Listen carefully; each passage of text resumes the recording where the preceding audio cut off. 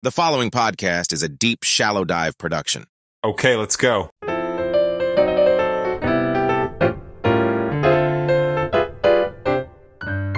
Happy Tuesday, everybody.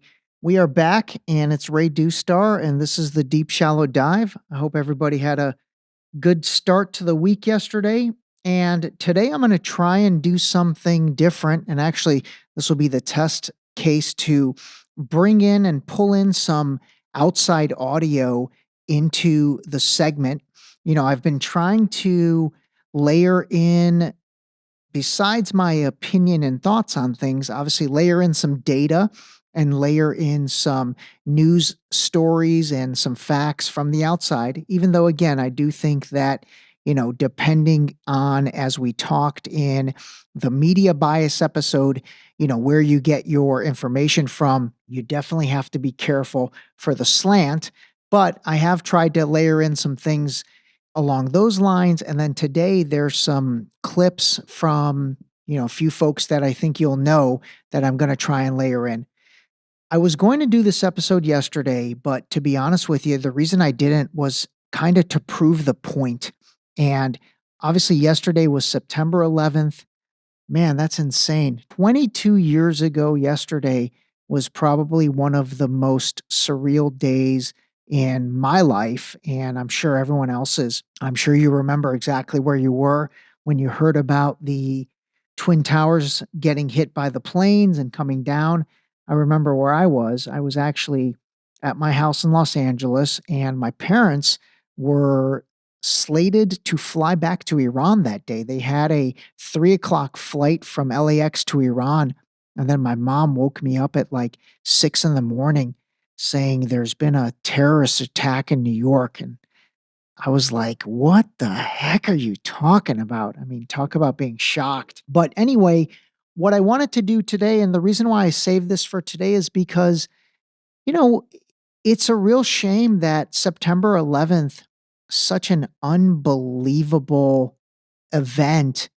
I mean, yesterday all day on social media and other places, everybody posted something and, they posted either something controversial or a remembrance and all that.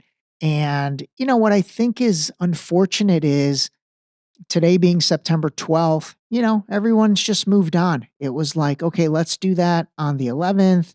And then most people are probably not going to think about that day again until next year, September 11th. And so that's why I wanted to start today's episode with just a real tribute and a honoring of those people that gave their lives in America on September 11th. And then also all the innocent civilians in Iraq and Afghanistan who perished, over the next 20 years, and how that all played into the military industrial complex, which I've touched on, but we're going to delve more into the petrodollar, which I've touched on, but we're going to delve more into, and just overall the concept of the military state as well, which is something that obviously was born out of September 11th, TSA, the airport scrutiny, all of these things, the Patriot Act, all this stuff came out of the events of that day.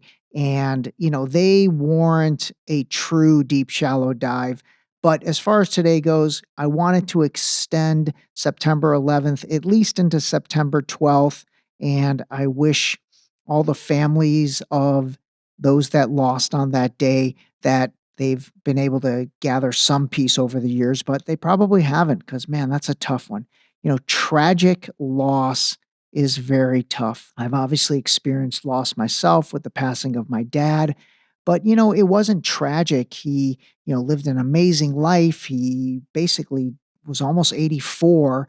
And as difficult as that was and is, to this day, it wasn't tragic.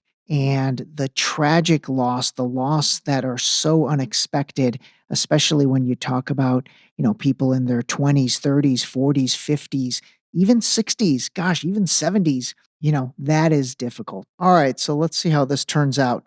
Okay, so I'm going to play you a couple clips and then I'm going to narrate in between. But so this first clip was President George W. Bush, and this was one of his first press conferences a few days later. I stand by those words. Afghanistan is still just the beginning. If anybody harbors a terrorist, they're a terrorist. If they fund a terrorist, they're a terrorist. If they house terrorists, they're terrorists. I mean, I can't make it any more clearly to other nations around the world. If they develop weapons of mass destruction that will be used to terrorize nations, they will be held accountable. So if you remember, and I'll be totally honest, I was not into politics or anything back then, but the weapons of mass destruction, WAPs, that was the guys, another one of my favorite words. That was what it was all about, and that was what the, I guess, overarching umbrella was to invade Afghanistan initially, and then also invade Iraq after that. Both countries that, quite frankly, had nothing to do with the bombers of September 11th. They were all Saudis. So think about that. They were all Saudis, and Saudi Arabia at that time was still the United States' biggest partner when it came to oil, and still the fundamental partner with the petrodollar. But again, that weapons of mass destruction, that was the play. That was the play.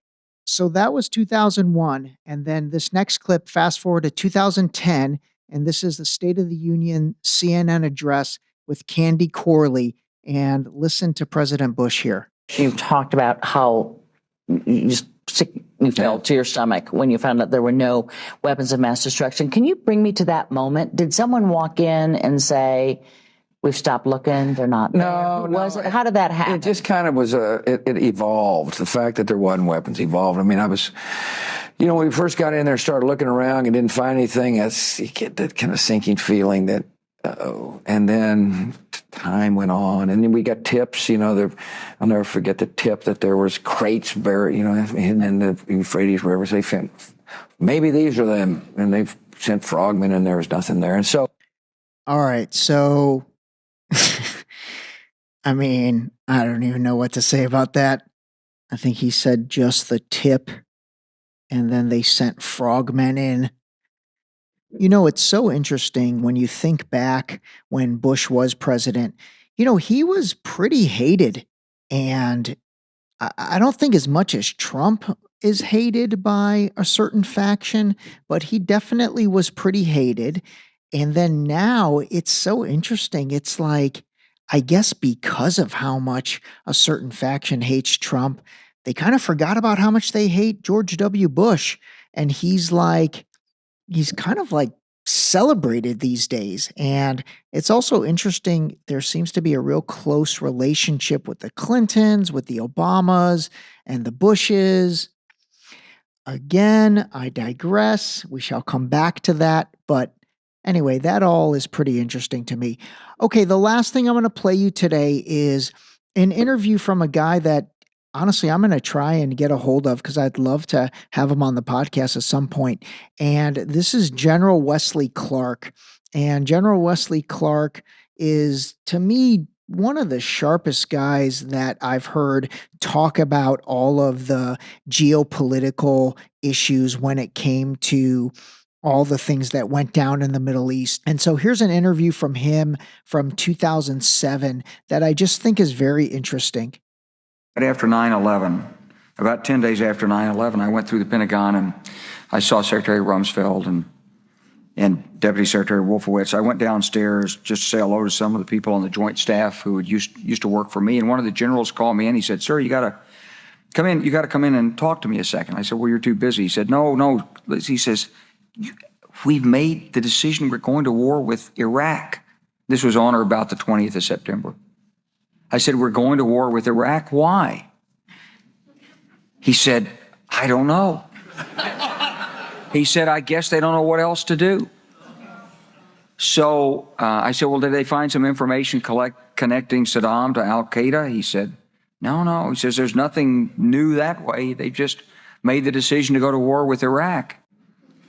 So I came back to see him a few weeks later, and by that time we were bombing in Afghanistan. I said, "Are we still going to war with Iraq?" And he said, "Oh, it's worse than that." He said, I just got this down from upstairs," meaning the Secretary of Defense's office today, and he said, "This is a memo that describes how we're going to take out 7 countries in 5 years, starting with Iraq and then Syria, Lebanon, Libya, Somalia, Sudan, and finishing off Iran.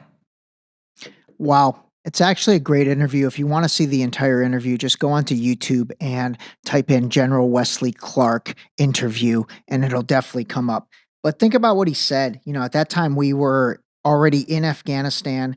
And then he said Iraq, Syria, Lebanon, Libya, Somalia, Sudan, and Iran.